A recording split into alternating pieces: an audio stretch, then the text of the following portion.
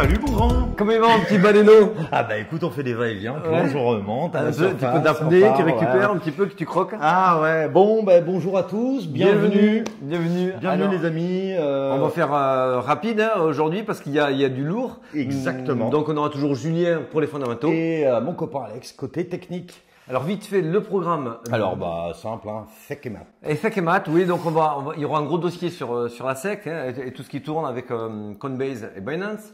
On va vite fait parler d'Apple, mais très rapide. Tether aussi, qui part un peu dans d'autres contrées. Exactement. Et est-ce qu'on ne serait pas en pleine accumulation encore et toujours le BTC, ou est-ce qu'il y a un renversement de tendance? On voit ça tout de suite. On attaque directement par les news de la semaine. Alors, on va attaquer direct par le dossier de la SEC. On va vous demander un petit effort de mémoire pour comprendre réellement ce qui se passe. Aujourd'hui, le calendrier est important. On a vu, et c'est passé un petit peu à l'as, vendredi, rappelle-toi, il y a le Parlement américain qui propose une loi. Pour assouplir un petit peu cette adoption, Exactement. Donner un cadre un peu plus clair. Exactement, et de un petit peu réguler le régulateur, de calmer un petit peu la SEC.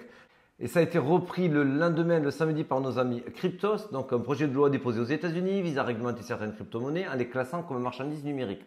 Okay. Plutôt que valeurs mobilières, voilà. Qui sont des securities. Donc voilà, donc ça c'était vendredi.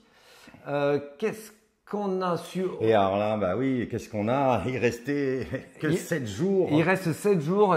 Le tribunal a rappelé à la SEC qu'ils avaient que 7 jours. Ça a été rappelé encore aujourd'hui. Ils n'avaient que 7 jours pour se prononcer face à Coinbase pour qu'ils clarifient leur position sur les securities et les commodités.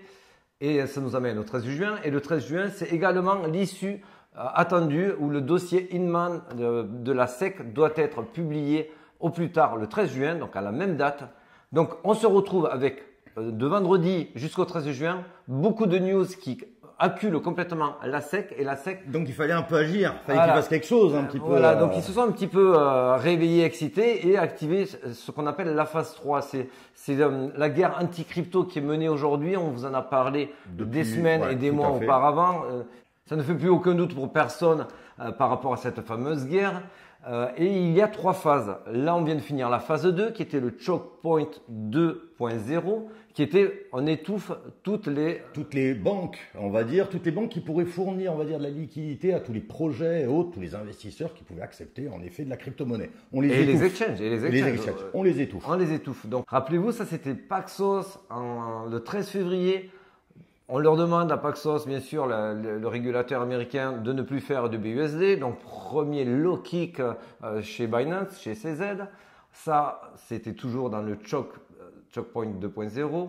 Et aussi, le SVB, la Silicon Valley Bank et Signature Bank, ça c'était plus récemment, c'était en mars, le 17 mars. Alors, qu'est-ce qui s'est passé pour ces deux banques, la Silicon Valley Bank et la Signature Bank? En fait, ces deux banques-là étaient adossées et apportaient des liquidités aux exchanges et aux gros projets crypto. Donc, quand ils ont eu des difficultés, ils ont été mis directement sous tutelle par la FDIC. C'est l'administration, grosso modo, américaine qui régule quand il y a des défauts de paiement. Et là, il n'y a même pas eu défaut de paiement pour Signature Bank. Ils les ont directement nationalisés d'office. Et en renonçant à toutes leurs activités donc de crypto-monnaie. Voilà, la condition pour qu'ils puissent survivre, être repris, c'est que le repreneur ne doit absolument pas avoir d'activité liée aux crypto-monnaies de la banque. Là, je vous le dis, c'est clair, c'est net, c'est précis. Inutile de vous dire que le but est d'étouffer, on va dire, cette pénétration de crypto et autres, ce développement, cette évangélisation. Ça, c'était la phase 2, le choke point 2.0. La phase 3 qu'on voit maintenant éclater en plein jour aujourd'hui, c'est évident puisqu'il y a eu l'attaque lundi de Binance, en suivant mardi de Coinbase. Donc c'est un peu les sexes qui étaient dedans, mais ce qu'on s'est dit aussi un petit peu hier, c'est que bon, il y a eu l'annonce de Binance, on va dire, que tout le monde a vu, et derrière il y a eu Coinbase. Et c'est vrai qu'on a vu un rebond technique et on s'est dit, est-ce qu'on y croit encore un peu? Exactement, est-ce que c'était pas le coup de trop? Le coup de trop. Exactement, parce qu'encore une fois, le marché a bien dévissé, tout le monde a eu peur, on appelle ça un mini Black Swan, en tout cas une FUD, une bad news. Quelque chose qu'on ne peut pas voir. Exactement, qui a bien fait dévisser, donc c'était le but réel de la SEC en intentant auprès de Binance et de son CIO, à savoir CZ, qui a attaqué personnellement. Ils attaquent le lendemain, à savoir mardi, Coinbase. On voit qu'il y a un léger dévissé, mais que finalement tout le monde se reprend en se disant non mais c'est visible votre histoire. Et en plus, ce qui est quand même fou, c'est qu'il les avait, donc la SEC avait accompagné Coinbase lors de son IPO, son introduction en bourse. Donc il est suivi depuis 2019 et donc il a été lancé en 2021 sur les bourses. Et là, on lui demande de faire un petit peu marche arrière. Donc on voit que c'est précipité. On voit même qu'il y a eu une plainte qui a été retirée puisque l'adresse n'avait pas été remplie concernant ces aides. Ouais. Donc on voit qu'il y a de la précipitation dans cette phase 3. Est-ce que c'est parce qu'ils ont peur, parce qu'ils sont acculés par XRP d'un côté, par le Parlement européen, le Parlement américain, et également les futurs candidats à la présidentielle américaine comme Kennedy, qui sont pro-crypto. Ils sont pro-crypto, donc ils se sentent un petit peu acculés. Et aujourd'hui, le bras armé que représente la SEC tire ses dernières cartouches, on a l'impression. C'est vrai, c'est un petit peu ses dernières cartouches. Et on sent même qu'il s'est passé quelque chose de très très important. La communauté s'est vraiment soudée entre elles. Ça, c'est très très important. Exactement. Ça montre qu'il y a moins d'effets, en fin de compte. Exactement. Qu'escompté. On a vu des gros comptes qui ont rapatrié des Ethers, qui ont rapatrié des NFT. C'est vraiment beaucoup de choses s'est passé de manière assez étonnante et surprenante. Et du coup, on a eu un rebond technique qui était fort appréciable et qui nous laisse croire quand même que on essaye de retourner le marché, mais le marché ne se laisse pas faire aujourd'hui. Tant mieux. Tant mieux. En tout cas, aujourd'hui, c'est des échecs cuisants sur la phase 2. Le choke point, tous les sexes continuent d'être alimentés. Les projets crypto lèvent encore de l'argent facilement. Donc, échec cuisant. En tout cas, on voit qu'effectivement, la SEC continue à faire ses attaques et à gesticuler de manière hystérique. En tout cas, quoi qu'il en soit, aujourd'hui, on voit quelles sont les conséquences immédiates. On voit que le marché est en train finalement de se préparer un petit peu au pire et ça ne dévisse pas. Tout à fait. On voit quand même qu'il y a des blocs européens qui sont en train de se former en disant les Américains, si vous ne voulez pas de la crypto, venez chez nous. Ouais. On voit des VC qui partent de la Silicon Valley. Donc les VC, c'est des venture capital, les capital risqueurs qui sont de plus en plus intéressés. Certains ont commencé à déménager pour aller en Angleterre, en UK, où là, il y a toute une structure financière qui commence à être mise en place, une structure administrative en France avec des offres qui sont faites de manière au travers du MiCA. Tout à fait. Et la Suisse. MiCA, entre parenthèses, qui n'est pas si pire que ça pour les entreprises américaines. Non, c'est vrai, il est plutôt souple, etc. Et il a eu le principe fort de donner un petit cadre, on va dire, qui structure, on va dire, cette. Et chose n'est pas coutume, ils n'ont pas suivi. Les Américains, c'est rare, mais il faut le dire, et c'est intéressant. La seule chose où ils se sont un petit peu suivis, on fait un copier-coller, c'est sur les FATF, qui est l'équivalent des GAFI. C'est pour le blanchiment d'argent, mais ça ne freinera en rien les entreprises américaines qui veulent faire de la crypto, de déménager en Europe. Par rapport au MiCA, on voit tout le bloc Singapour avec USDC qui vient d'obtenir sa licence pour pouvoir faire les paiements transfrontaliers. Donc aujourd'hui, ils sont un petit peu en train de se tirer une balle dans le pied. Ils sont en train un petit peu de tirer leur dernière cartouche, même si c'est dans le pied. C'est vrai. Tout à fait. Donc c'est quand même super intéressant de voir ce qui se passe, même si notre Gary Garogori, vraiment lui, le pauvre, je pense qu'on lui avait rien demandé à la base. On n'a rien demandé. En plus, c'est on va dire un expert. Il était au MIT, c'est quand même quelqu'un de prestigieux aussi, donc il est manipulé aussi. Ça c'est clair. Résultat, vous inquiétez pas. Oui, on va peut-être encaisser encore quelques coups. On voit qu'ils peuvent attaquer dans leur dernier barreau d'honneur Tether, s'attaquant au stablecoin. Mais Tether aujourd'hui, ils sont costauds. Ils sont tellement costauds que qu'est-ce qu'ils nous font? Ils sont partis cette fois-ci après l'Uruguay. Maintenant, ils sont dans les volcans. Ah ouais, les mecs ils voyagent. Hein. Vas-y, ça voyage. Donc là, ils nous sortent un projet de minage à 1 milliard quand même de dollars. C'est pas rien. Et en plus, c'est vrai que c'est pour du green, c'est pour améliorer, on veut dire, le minage de Bitcoin sans émission. C'est pour faire du vert, hein. Pour faire du vert. Donc ils sont vraiment dans la tendance. Donc ça va être dur d'aller les chercher également. Bon, allez dans le truc un petit peu plus fun.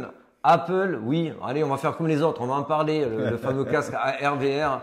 Bon, On va pas mettre le masque de ski tout de suite parce non, qu'il coûte voilà, un peu cher. c'est une révolution parce que c'est Apple, ok. Est-ce que c'est de la masse adoption? En tout cas, on en Morgan parle. Stanley, eux, voient en effet qu'il peut y avoir un énorme marché. Sa plateforme pourrait générer dans les 20 milliards de dollars. Donc vraiment, c'est quand même vraiment positif. Et surtout, on voit que de plus en plus d'applications sont acceptées sur l'iOS, sur le store Apple, pour promouvoir des jeux Web3. Donc c'est vraiment ce qu'on a envie de voir. Et ils sont souvent même en tête des charts. Bon, pour nous, on est plus dans la masse communication que dans la masse adoption parce qu'un produit à plus de 3000 dollars, où ils vous disent vous allez pouvoir faire plein de choses, mais bon, en réalité, ça va être très niché, des designers 3D, de l'architecture, un petit peu de tout ça. Mais vous n'allez pas rester, c'est impossible physiquement de rester des heures les bras levés à la Minority Report. Voilà, à part Tom Cruise, voilà, moi je suis pas Tom Cruise. Donc, à voir. Bon, ça fait parler, ça amène du monde dans cet univers-là, très bien. Mais on va pas parler plus que cela sur notre cher Apple Vision Pro. On passe directement à l'analyse. Eh ben, c'est parti, Allez, analyse du allons-y. Bitcoin.